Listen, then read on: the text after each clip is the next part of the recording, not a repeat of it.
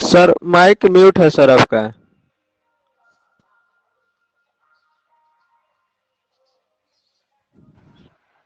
बोलना चाहिए था ना, तब से इतना देर से बताइए आप बैठे, हम भी नहीं ध्यान दिए। 15 मिनट हो गए।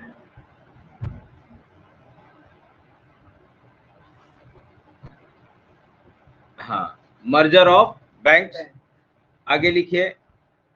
बैंकों से उनके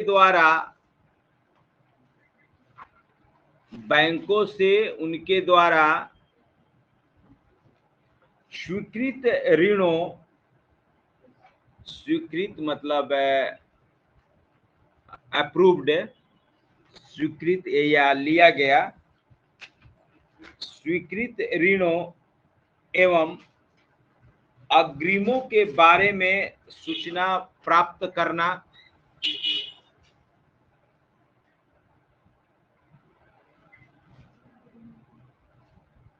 देखो तो नंदन, कोई अंदर गया है ना।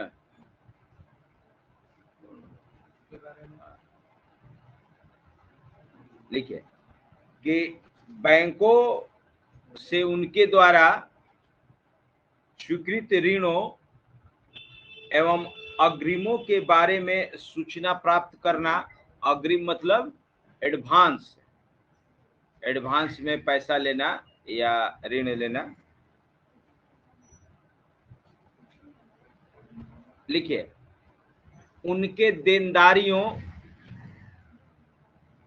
देनदारी मतलब उस पर कितना कर्जा है। नहीं कहा जाता है कि हमारे ऊपर इतना देनदारी है, यानी कि हमारे ऊपर इतना कर्जा है। उनके देनदारियों तथा जमा राशियों के बारे में, जमा राशियों के बारे में सूचना प्राप्त करता है।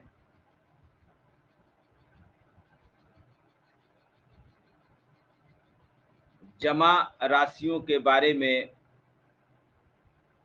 सूचना प्राप्त करता है इत्यादि। तो ये सब आपका हो गया नियमनात्मक एवं नियंत्रणात्मक कार्य, कैसे बैंकों पर नियंत्रण रखता है और बैंकों पर अपना नियम लागू करता है। चलिए अगला लिखिए, संवर्धक कार्य, प्रोमोशनल फंक्शन। संवर्धक कार्य, प्रोमोशनल फंक्शन तीसरा में। तो संवर्धक मतलब बैंकिंग सेक्टर को कैसे ग्रो कराया जाए, बैंकिंग सेक्टर को कैसे ग्रो कराया जाए और इसका हेल्दी डेवलपमेंट किया जाए, ताकि समाज के सभी लोगों को इसका फायदा मिले। देश के हर क्षेत्र में बैंक का ब्रांच खुले और हर जरूरतमंद को बैंक से लोन मिले, और जितने लोग बैंक में पैसा रखे हैं सबका पैसा सेफ रहे। कैसे बैंकिंग सेक्टर को डेवलप किया जाए, बढ़ाया जाए। लिखिए इस कार्य के तहत आरबीआई विभिन्न क्षेत्रों के विकास के लिए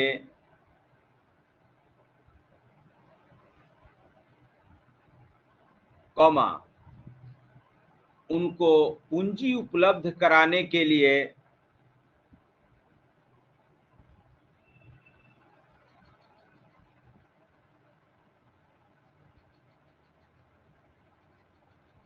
बैंकों के सुदृढ़ विकास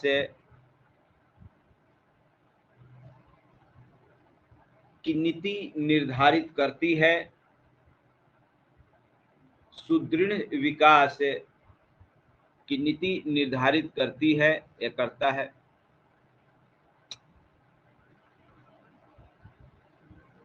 सुदृढ़ नीति निर्धारित करती है, लिखे तथा इसके पैराग्राफ चेंज करके लिखिएगा। इसके साथ ही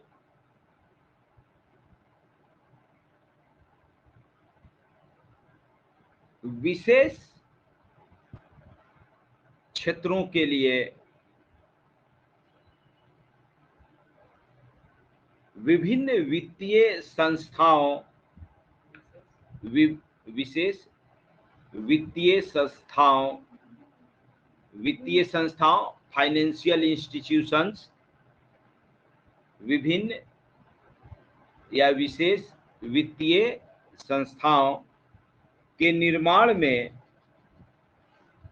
लिख लीजिएगा पूरा लाइन तो समझ में आएगा, के निर्माण में प्रत्यक्ष या अप्रत्यक्ष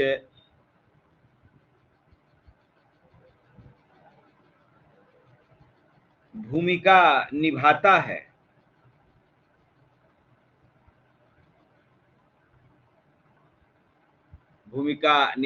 है। देखिए, अब तक आरबीआई के सहयोग से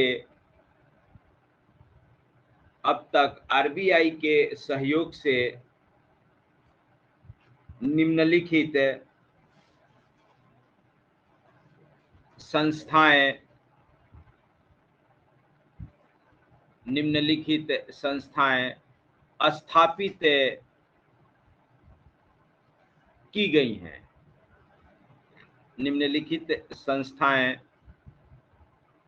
स्थापित की गई हैं। लिखिए, पहला आईडीबीआई, जो आईडीबीआई बैंक है ना, अब इसका प्राइवेटाइजेशन किया जा रहा है। इसकी स्थापना कौन किया था? आरबीआई। पहले ही सरकारी था। हाँ, आईडीबीआई का full form industrial development bank of India. तो सुनिए, इधर सुनिए, आईडीबीआई की स्थापना स्पेशली जो इंडस्ट्री थे उनको लोन देने के लिए बनाया गया था। अब मान लीजिए किसी इंडस्ट्री को लोन चाहिए तो बैंक का चक्कर नहीं काटेगा।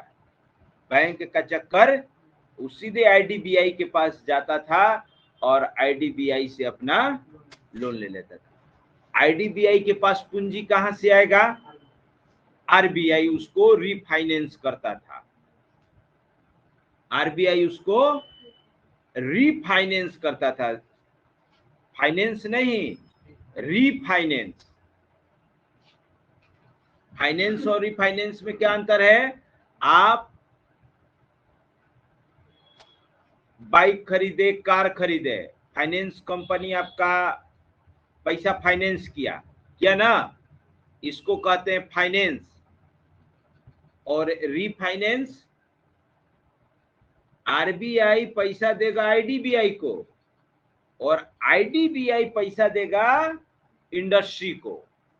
तब कहते हैं कि आरबीआई आईडीबीआई को रीफाइनेंस किया। उसके लिए रीफाइनेंस शब्द प्रयोग किया जाता है। और डायरेक्ट अगर कंज्यूमर को दिया जाता है तो वो होता है फाइनेंस। कॉमा लिखिए। दूसरा है आईएफसीआई, पहला था आईडीबीआई,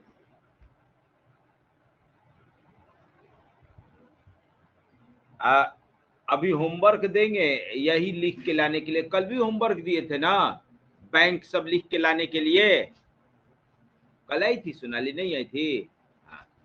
कल बैंक दिए थे कि लिख के लाने के लिए, अभी चेक करेंगे। दूसरा है आईएफसीआई। तीसरा लिखिए एसएफसी, कैपिटल में SFC.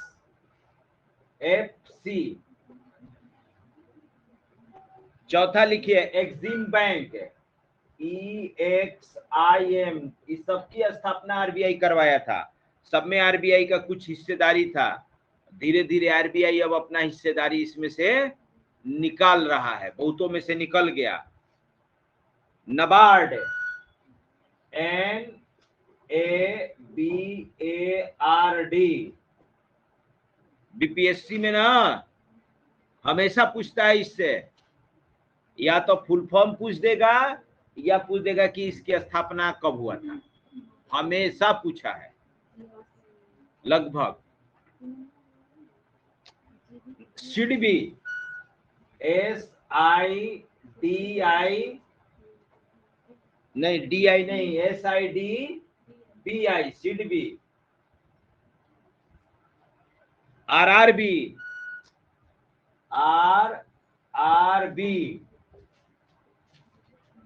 Lead bank, LEAD, lead bank. तो ये सब फाइनेंशियल इंस्टीट्यूशंस हैं जिसकी स्थापना RBI अपने प्रयासों से करवाया। लीड बैंक, ये सब फाइनेंशियल इंस्टीट्यूशंस हैं। अब सुनिए होमवर्क। होमवर्क ये रहेगा, ये जितने फाइनेंशियल इंस्टीट्यूशंस हैं सबका फुल फॉर्म लिख के ले आना है, सबका काम लिख के ले आना है, और किसकी स्थापना कब हुई लिख के ले आना है। ठीक है, तो नेट पर करिएगा, जैसे ही करिएगा सर्च करिएगा तुरंत सब उसका हिस्ट्री दे देगा। तो फुल फॉर्म और अपनाइए। इनको फाइनेंशियल इंस्टीट्यूशन कहते हैं, वित्तीय संस्थान। वित्तीय संस्थान मतलब वो संस्था जो कर्ज देती है, लोन देती है, और ये सब पब्लिक को नहीं देती है। हाँ, इसमें RRB और लीड बैंक पब्लिक के लिए है। RRB का नाम सुने हैं? रीजनल रूरल बैंक, ग्रामीण बैंक नहीं है। ग्रामीण बैंक में पब्लिक का ही ना खाता है? क्या बदबू देने लगा, बाहर से लगता है। ठीक है, उधर ग्रामीण बैंक का ब्रांच है कि नहीं? जमुहार साइड में है ना, इसीलिए बनाया गया है कि ये सब छोटा छोटा रहता है, गांव गांव में खोला गया ताकि गांव के लोगों को खेती बाड़ी के लिए आसानी से ऋण मिल सके, या गांव के लोगों को बैंकिंग काम के लिए शहर न आना पड़े। स्टेट बैंक भी है, स्टेट बैंक का भी ब्रांच खुलवाया गया। हाँ, तो अब इधर खुलने लगा होगा, नहीं तो पहले हर बैंकिंग कार्य के लिए शहर आना पड़ता था। अब तो देखिए और क्या किया, गांव गांव फैलाने के लिए सेवा केंद्र खोल दिया। सेवा केंद्र तो लगता है हर गांव मोहल्ला में हो गया है, टोला में हो गया है। तो सेवा केंद्र भी एक तरह से क्या हो, सेवा केंद्र का नाम सुने हैं? देखो किसी का मार्कर गिरा है, ग्रीन है, किसका है? हिमांशु का है? बूंद है। चलिए आगे लिखिए, संवर्धक कार्य में देख लिए, होमवर्क भी देख लिए, लिखिए अगला। चलिए, ये सब तो हो गया RBI के कार्य। अब लिखिए RBI की मौद्रिक नीति, monetary policy of RBI।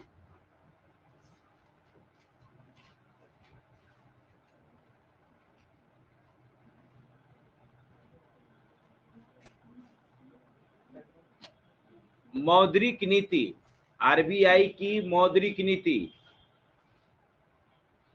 Monetary policy, मौद्रिक नीति। पूछेगा आप लोग से एग्जाम में कि मौद्रिक नीति कौन जारी करता है, तो RBI। मॉनेटरी पॉलिसी कौन जारी करता है? RBI। ये मॉनेटरी पॉलिसी है क्या? सुनिए, दो शब्द है, एक मौद्रिक नीति, दूसरा राजकोषीय नीति, फिस्कल पॉलिसी। तो अभी जो बजट पेश हुआ 1 फरवरी को, अभी जो बजट पेश हुआ 1 फरवरी को, वो था राजकोषीय नीति, वो था राजकोषीय नीति। आरबीआई कुछ भी करेगा तो उसको क्या कहेंगे? मौद्रिक नीति। राजकोषीय नीति से सरकार टैक्स घटाती बढ़ाती है, सरकार टैक्स घटाती बढ़ाती है, सरकार के आय व्यय को नियंत्रित किया जाता है।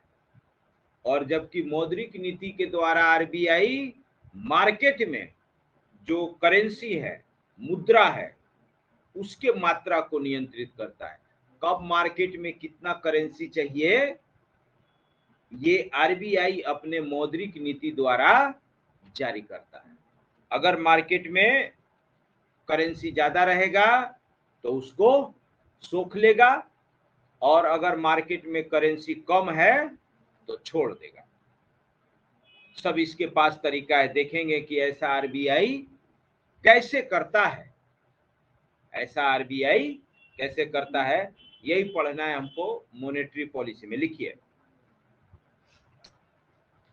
कि मौद्रिक नीति का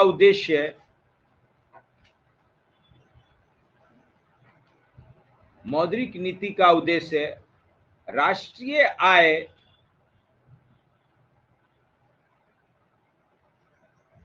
और जीवन स्तर को बढ़ाने के लिए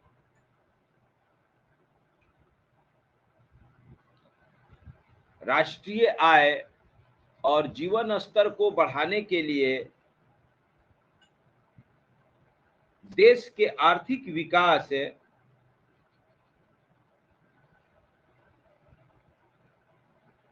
को बढ़ावा देना।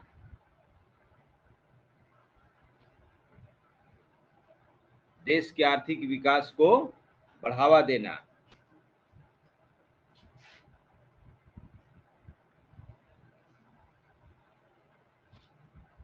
दूसरा लिखे, बाजार में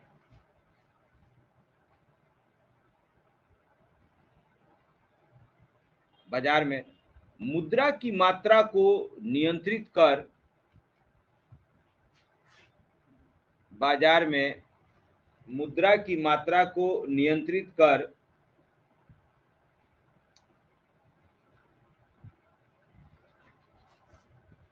स्फीतिकारी माने इन्फ्लेशनरी वैसे कारक जो मुद्रा स्फीति को बढ़ावा देते हैं उसको कहते हैं अस्फीतिकारी। माने वैसे कारक जो महंगाई बढ़ाते हैं, लिखिए अस्फीतिकारी दबाव को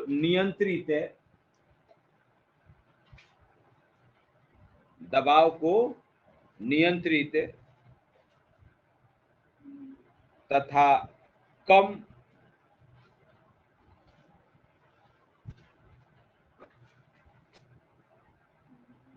किया जाता है। सेंटेंस ठीक है ना? देखिएगा तो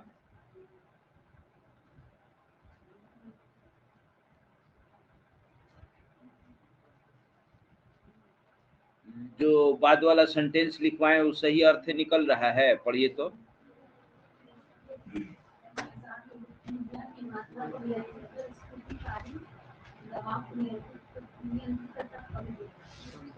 हाँ, या कम करता है।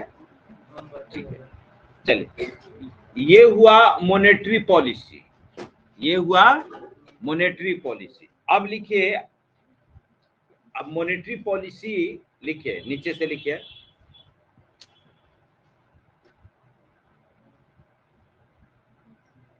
लिखिए कि मौद्रिक नीति के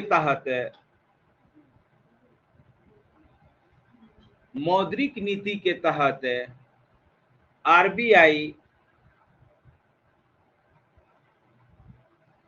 निम्न उपायों द्वारा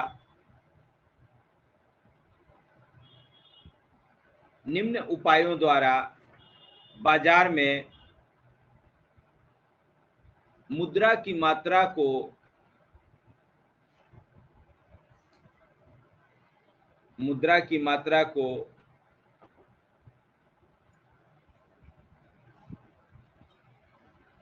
रेगुलेट करता है, रेगुलेट का हिंदी क्या हो जाएगा?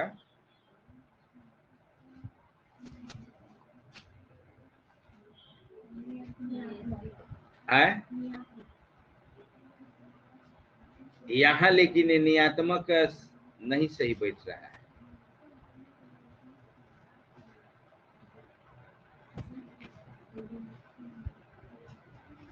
रेगुलेट करता है मतलब कि कम रहेगा तो बढ़ाएगा, ज्यादा रहेगा तो कम करता है। रेगुलेटर कैसे होता है? पंखा का रेगुलेटर होता है ना, तो आए पंखा का रेगुलेटर होता है, उसको हिंदी में क्या कहेंगे? लेकिन यहाँ उसका सही अर्थ नहीं है। विनियमन, ठीक ठीक, गुड। हाँ, रुको रुको रुको रुको ना, विनियमन भी नहीं होगा। रेगुलेट करता ही लिख दो, या नियंत्रण करता है। वो तो डिक्शनरी वाला हिंदी थोड़े लिखना है, वो हमको नहीं आ रहा। यहाँ उचित मैंने अर्थ निकलना चाहिए। रेगुलेट करता है लिख दीजिए। रेगुलेट करता है का मतलब का पंखा का जो रेगुलेटर होता है, आवश्यकता के अनुसार हवा लेते हैं। हवा ज्यादा चाहिए बढ़ा देते हैं, हवा कम चाहिए कम कर देते हैं। वही करता है आरबीआई। जब पैसा ज्यादा चाहिए बढ़ा देगा पैसा, जब पैसा कम चाहिए मार्केट में कम कर देगा। वही, इसीलिए उसको रेगुलेटर शब्द प्रयोग किया जाता है, रेगुलेट करता है। विनियमी विनियंत्रित, चलो रेगुलेट ही लिख दो। लिखिए, क्या लिखे थे सेंटेंस?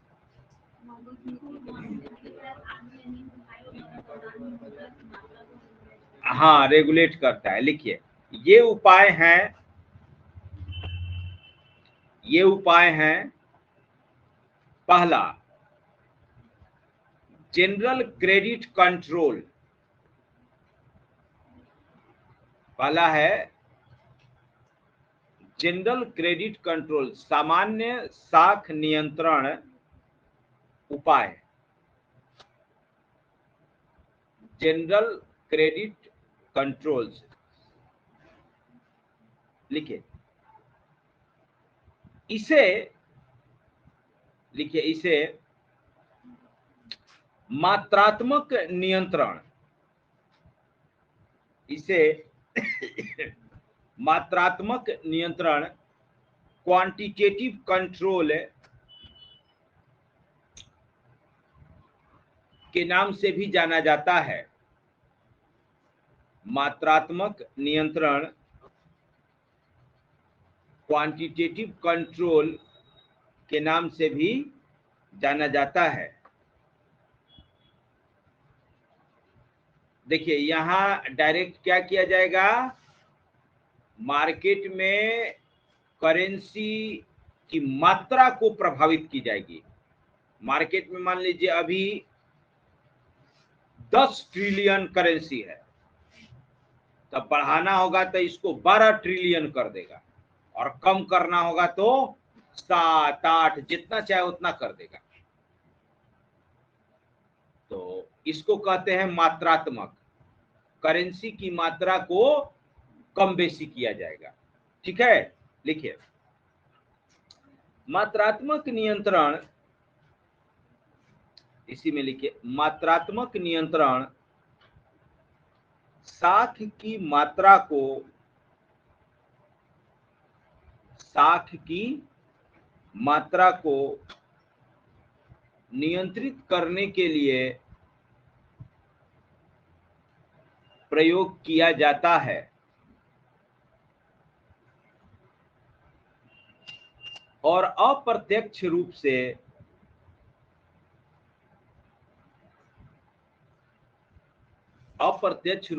यह मुद्रा प्रसार, इन्फ्लेशन,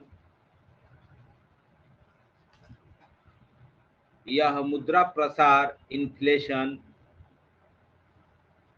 और मुद्रा संकुचन, प्रसार, इन्फ्लेशन और मुद्रा संकुचन, डिफ्लेशन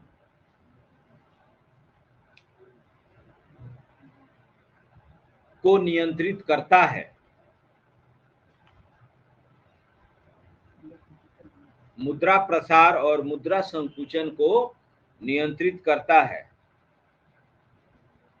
जो लोग पहली बार मुद्रा प्रसार और मुद्रा संकुचन सुन रहे हैं, आगे हो तीनों लोग सुनिए। मुद्रा प्रसार को इंग्लिश में कहते हैं इन्फ्लेशन, है ना। अभी आप टीवी पर रोज सुनते होंगे, इन्फ्लेशन बढ़ रहा है, इन्फ्लेशन बढ़ रहा है, इन्फ्लेशन बढ़ रहा है। फेसबुक पर, यूट्यूब पर हर जगह वीडियो बना बना के डाला जा रहा है। इन्फ्लेशन बढ़ रहा है मतलब महंगाई बढ़ रही है। इन्फ्लेशन बढ़ रहा है का मतलब प्रीति तुम्हारा भी छूटा है। इन्फ्लेशन मतलब महंगाई बढ़ रहा है। पेट्रोल घबराना नहीं है, ठीक है, तुम्हारा तो साइकिल है, अब 120 जल्दी पहुंचेगा। अभी कल न्यूज में आया कि अभी एक आध हफ्ता राहत नहीं मिलने वाला है। अभी 1-1.5 हफ्ता तक ये 80 पैसा बढ़ाएगा, 120-25 तक पहुंचेगा। कम अंतरराष्ट्रीय बाजार में होगा तब होगा, नहीं तो नहीं होगा। अब भूल जाना है कि पेट्रोल 100 के नीचे आएगा, कभी नहीं अब आएगा। एक बार जो दाम बढ़ गया सो बढ़ गया, अब नीचे 100 के नीचे तब पेट्रोल कभी आने वाला नहीं है। 100 का 110 के नीचे अब नहीं आएगा। 100 तो दूर, अभी 125 तक ले जाएगा।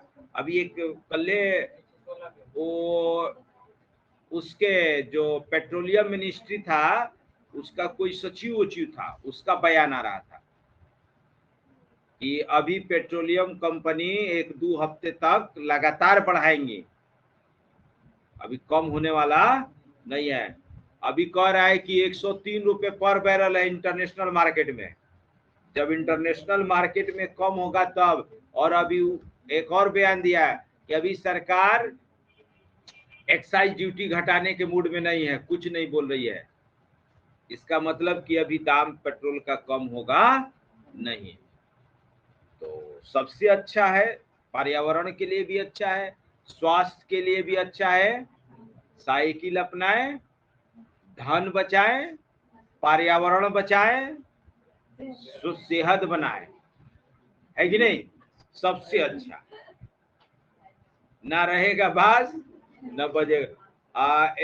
इलेक्ट्रॉनिक वाला स्कूटर में आगे लग जा रहा है, कई गुक में आग लग गया, गर्म हो गया।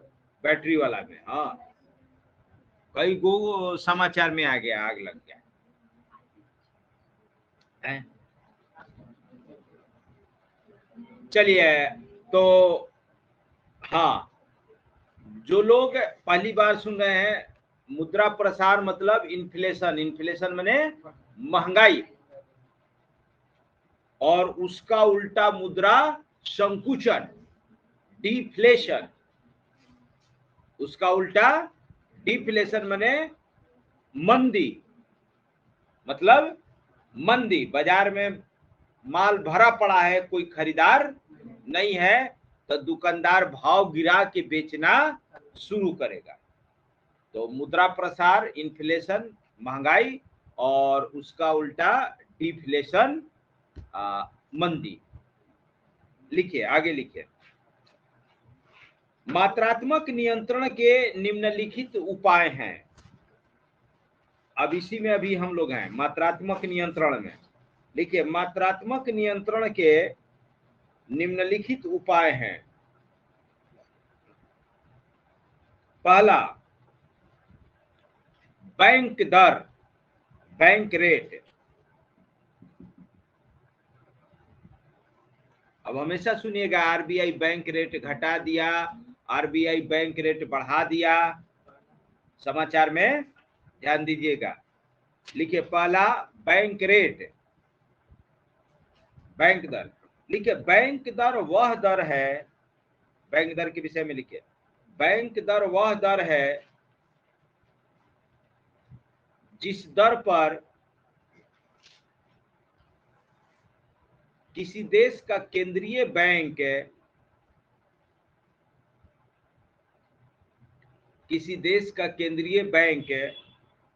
वाणिज्यिक बैंकों को धन उपलब्ध कराता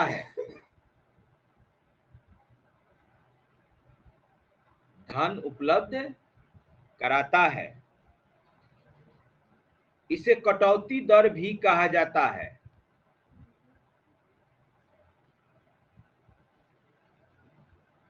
इसे कटौती दर भी कहा जाता है क्योंकि प्रारंभिक दिनों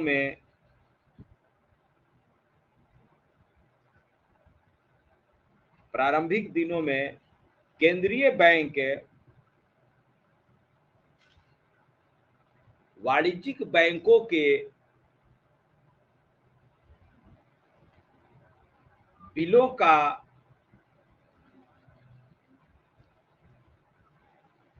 पुनर्कटौती कर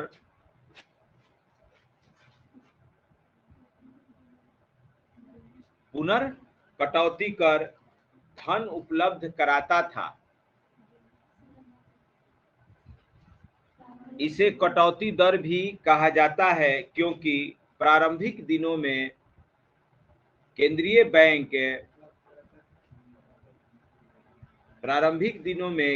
बैंक वाणिज्यिक बैंकों के बिलों का बिल ऑफ एक्सचेंज भी कहते हैं इसको, बिल ऑफ एक्सचेंज इंग्लिश में लिख दीजिएगा, बिलों का पुनर्कटौती कर धन उपलब्ध कराता था।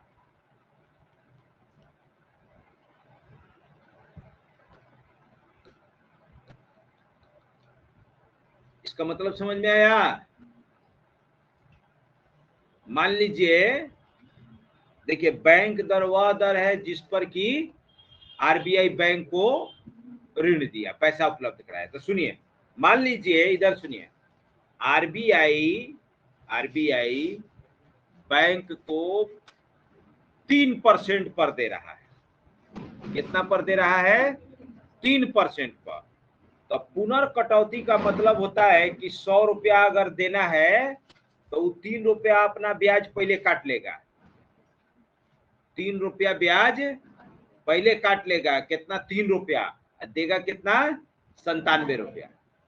तो इसी को कहते हैं पुनर्कटौती। देने के बाद ब्याज जोड़ के नहीं लेगा, ब्याज वो अपना पहले काट लेगा और बाकी देगा, और तब लेगा कितना? 100 रुपया अब उससे, क्योंकि ब्याज तो पहले ले चुका है। मान लो 100 रुपया उसको उधार देना है, तो दिया कितना? 97, लेगा कितना? 100 रुपया। 3 रुपया वो अपना ब्याज पहले ले चुका है।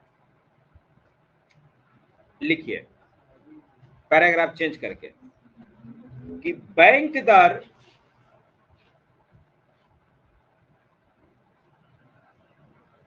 दर बाजार में मुद्रा के प्रसार को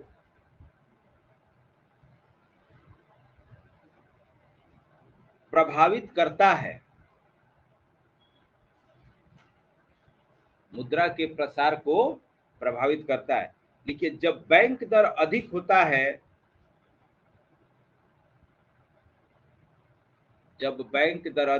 है, तब मुद्रा का प्रसार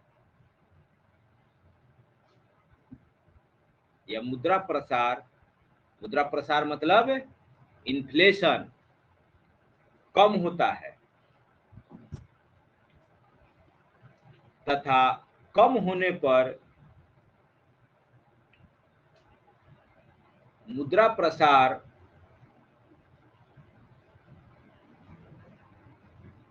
अधिक होता है।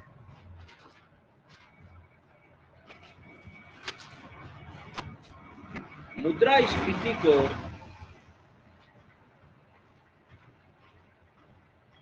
देखिए, मुद्रास्फीति को नियंत्रित करने का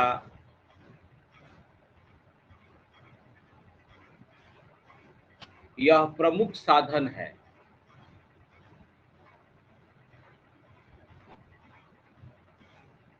मुद्रास्फीति को नियंत्रित करने का यह प्रमुख साधन है। ठीक है, सुनिए। तो बैंक दर से मुद्रास्फीति कैसे नियंत्रित की जाएगी? जिसको समझ में आ रहा है वो जरा सा लिख के दिखाया था हमको। देखिए कि जब आरबीआई अपने लोन पर ज्यादा ब्याज लेगा तब बैंक भी वही ना पैसा दे रहा है, तो बैंक कस्टमर को ज्यादा लोन पर पैसा देगा, और जब ज्यादा लोन पर पैसा देगा बैंक, तो कोई बैंक के पास जाएगा पैसा लेने? नहीं जाएगा। दूसरे चीज कि जब आरबीआई बैंक रेट बढ़ाता है, आरबीआई बैंक रेट बढ़ाएगा तो बैंक का जो इंटरेस्ट रेट है वो भी बढ़ता है। तो इंटरेस्ट रेट जब बढ़ेगा तो लोग बैंक में ज्यादा पैसा जमा करेंगे, लोन कम लेंगे, पैसा, ये फैक्टर उतना ज्यादा काम नहीं करता है, लेकिन वो लोन वाला कि ज्यादा बैंक दर रहेगा तो ज्यादा अपना इंटरेस्ट रेट रहेगा। अभी मान लीजिए कार लोन 8% पर है और अभी बढ़ा के कार लोन कर दिया जाए 12% पर, तो कोई कार लोन लेगा? नहीं लेगा। कोई होम लोन लेगा 12% पर? नहीं। और घटा के 8% कर दिया जाए तो तुरंत बहुत सारे लोग लेने के लिए पहुंच जाएंगे। तो बैंक से जितना ज्यादा लोन लिया जाएगा वो सब पैसा कहाँ आएगा? मार्केट में, है कि नहीं? तो इस तरीके से बैंक दर द्वारा मार्केट में मुद्रा की मात्रा को आरबीआई निर्धारित, यानी कि महंगाई बढ़ रहा है। सुनिए, बीपीएससी में पूछा था, महंगाई बढ़ रहा है तो गोविंद बताना, महंगाई को कम करने के लिए बैंक दर बढ़ाया जाएगा कि घटाया जाएगा, कि ऐसे ही छोड़ दिया जाएगा? बैंक दर, तब बैंक दर अगर घटा दोगे तो उल्टा और ना महंगाई बढ़ जाएगा। आरबीआई मान लो बैंक दर घटा देगा, यानी कि कमर्शियल बैंक को सस्ता लोन देगा, तो कमर्शियल बैंक पब्लिक को और सस्ता लोन देगा, तो मार्केट में और न रुपया आ जाएगा। अब मार्केट में जितना ज्यादा रुपया आएगा उतने महंगाई बढ़ेगा, लोग के पास पैसा रहेगा तो ज्यादा ना खर्चा करेगा। अभी मान लो तुम्हारा इनकम 20,000 रुपया महीना है, तो 200 रुपये सरसों तेल खरीदने में बड़ा बुझा रहा है। अभी मान लो तुम्हारे पास और पैसा आ गया, 1 लाख रुपया महीना आ गया, तो 200 रुपये तेल बुझाएगा? 300 रहेगा तो तुम्हारे ऊपर असर नहीं पड़ेगा। अगर ज्यादा पैसा आ रहा है तो महंगा चीज खरीदने में नहीं बुझाएगा, लेकिन अगर पैसा नहीं है तो तनी थोड़ा सा भी दाम बढ़ेगा कि तुरंत तुम्हारे ऊपर असर पड़ जाएगा। तो इसीलिए महंगाई को कंट्रोल करने के लिए क्या किया जाता है? मार्केट से रुपया को निकाला जाएगा ताकि पब्लिक के पास पैसा कम रहे। अब पब्लिक पैसा कम रहेगा तब मनमाना खर्चा नहीं करेगा, नहीं पैसा ज्यादा रहेगा तब मनमाना खर्चा करेगा, अब मनमाना खर्चा करेगा तो दाम भागेगा। चलो ठीक है, समझ में आएगा? समझ में आ रहा है ना? सब भी प्रैक्टिकल है, ये तो सब कोई देख रहा है। मान लो एक सरकारी कर्मचारी है, उसका रोज का 400-500 रुपया ब्लैक कमीनी है, तनख्वाह अलग है। एक बेचारा मजदूर है जो 300-400 रुपया पर रोज खट रहा है, वो भी उसको रोज काम मिलेगा कि नहीं कोई जरूरी नहीं है। तो महंगाई का असर सबसे ज्यादा किस पर होगा? मजदूर पर। वो कर्मचारी आज 500 घूस ले रहा है, कल 1000 लेने लगेगा। उस पर क्या असर पड़ेगा? जिसका फिक्स इनकम है बेचारा वो फंस जाएगा। चलिए, तो ये रहा आपका बैंक दर। एक और लिख लीजिए,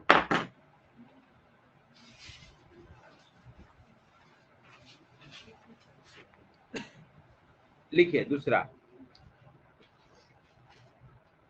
नगद आरक्षण अनुपात। नगद आरक्षण अनुपात, इसको इंग्लिश में कहते हैं cash reserve ratio. Cash reserve ratio, CRR। हाँ, नगद आरक्षण अनुपात।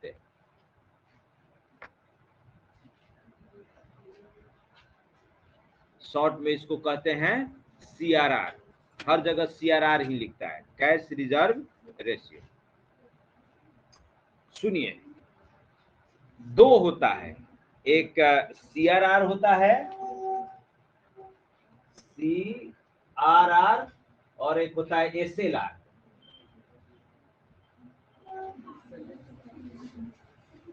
है ना? एक होता है CRR, एक होता है SLR।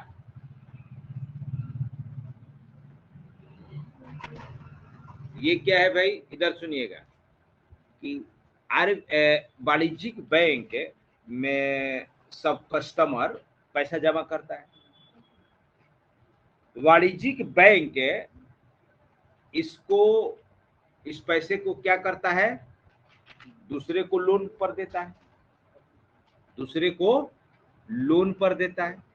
आखिर जो आप पैसा बैंक में जमा किए हैं, उस पैसा से एक तो इतने बैंक के स्टाफ है, सबका वेतन भी देना है और आपको ब्याज भी देना है। तो बैंक का कमीनी कहाँ से हो रहा है कि इतना सबको, अपने कर्मचारी को वेतन भी दे रहा है और आपको ब्याज भी दे रहा है? क्या हो सोनाली, तो बैंक कमा कैसे रहा है कि आपको ब्याज दे रहा है? तो जो पैसा हम लोग बैंक में रखते हैं, अगर वो हमको 3% दे रहा है तो वो दूसरे को 5% पर देगा, दूसरे को 5% पर देगा। जब उस पैसा से कमाएगा तभी तो आपको ब्याज देगा। और प्लस इतना सारा कर्मचारी है, सबको वेतन भी देना है, करोड़ों रुपया तो वेतन हो जाता होगा। तो बैंक कहां से देता है? बैंक उस पैसे से कमाता है, लोन देके या शेयर मार्केट में लगा के। शेयर मार्केट में भी बहुत बैंक लगाए हुए पैसा। अभी कैसे सुने, वो डूबा ना ले देके पोर्ट वाला, एबीजी पोर्ट, कौन पोर्ट था, कौन था वो सदा, एबीजी शिपयार्ड। उसमें समाचार सुने थे, पंजाब नेशनल बैंक का 4000 करोड़, इंडियन ओवरसीज बैंक का लगभग 2000 करोड़, तो हजार करोड़ रुपया सब बैंक वाला उन सबों को पैसा देता है और उस पर अपना ब्याज लेते रहता है। आज डूबा तक गया और तो सब पब्लिक का पैसा है, अब कैसे रिकवर होगा भाई? तो नियम ये है कि भाई पब्लिक आपके पास जमा की है, और मान लीजिए कोई पब्लिक आपके पास 10 करोड़ जमा किया, कल वो 5 करोड़ निकालने आ गई, तो आपके पास कैश रहेगा तब तो देंगे, कैसे देंगे? है ना? तो आरबीआई नियम बनाया है कि आपके पास जितना रुपया जमा होगा, पूरा का पूरा नहीं उधार दे देना है, पूरा का पूरा उधार नहीं देना है, कुछ पैसा अपने पास हमेशा रखना है, ताकि कोई भी कस्टमर आए तो उसको आसानी से आप पेमेंट कर सके। ये नहीं कि कोई आया, अरे आज पैसा नहीं है कल आना, अरे वाह, तो उसको पैसा का जरूरत है तो वो कहाँ जाएगा? तब तो ये खराब बैंकिंग सिस्टम न है। बैंक पर भरोसा नहीं है हमको, भाई तत्काल किसी को पेमेंट करना है, अब बैंक कह रहा है कि 2 दिन बाद आइएगा, पैसा नहीं है, तो गलत बात है कि नहीं। इसलिए बैंकों पर अपना नियम बनाया गया कि इतना पैसा हमेशा आपको अपने पास कैश लिक्विड रखना है, ताकि कोई आ जाए निकालने सही। और दूसरी चीज कि उतना अगर कैश रखेगा, बैंक डूब भी जाता है तो कम से कम उतना तक कैश बचेगा, उतना तक कैश रहेगा। इसीलिए आरबीआई मना किया है कि जितना पैसा जमा है पूरा का पूरा लोन नहीं देना है, ठीक है। तो सीआरआर में ये पैसा देना पड़ता है आरबीआई को, ये आरबीआई के पास रहेगा, और एसएलआर बैंक अपने पास रखता है, एसएलआर बैंक अपने पास रखता है, और सीआरआर आरबीआई को देना पड़ता है। तो देखिए तो अभी सीआरआर क्या परसेंट है, 2-3% होगा, सीआरआर ज्यादा नहीं रहता है, एसएलआर ज्यादा रहता है। निकालिए मोबाइल, % सीआरआर क्लिक करिए, तुरंत दिखाए, सब लोग निकालिए। 4% सर।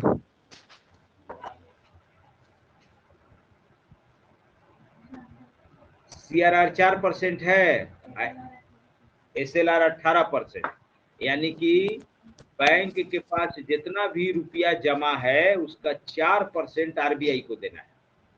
तो सिक्योरिटी मनी एक तरह से हो गया कि बैंक डूब भी जाए तो कम से कम 4% सेफ रहेगा, और प्लस 18% ये एसएलआर 22% सेफ रहेगा।